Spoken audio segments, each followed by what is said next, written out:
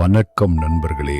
நீங்க ஒரு நகரம் இருக்குது அப்படின்னு நினைச்சுக்கங்க. அந்த நகரத்தில் மக்கள் சந்தையில காய்கறி வாங்கிட்டு இருக்காங்க, குழந்தைகள் விளையாடிக்கிட்டு இருக்காங்க.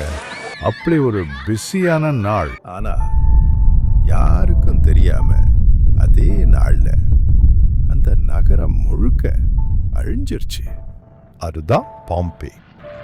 இது ரோம் பேரரசு காலத்துல இருந்த ஒரு நகரம். சுமார் 2000 வருஷம் முன்னாடி இந்த நகரம் இயற்கையா வசதியான வாழ்க்கை, கலாச்சாரம் எல்லாத்திலும் முன்னோடி தான். ஆனா இந்த நகரத்து பக்கத்திலே இருந்தது மவுண்ட் வெசூவியஸ், ஒரு எரிமலை. ஏடி ஆகஸ்ட் 24 அந்த எரிமலை திடீர்னு வெடிச்சுது.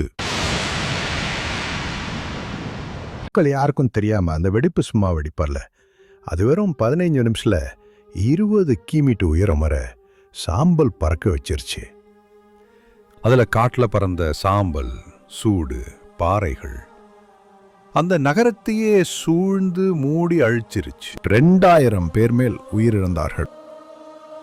அவர்கள் உடல்கள் அந்த நிலவரத்துல தான் கடைசியா உறைந்து போய் சின்ன குழந்தை தூங்குற இடத்துலயே உறந்து இருக்குது.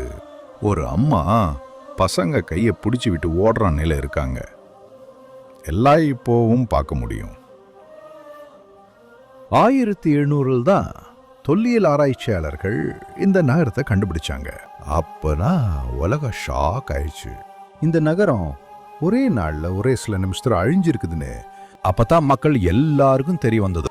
அந்த நகரம் தான் பாம்பே.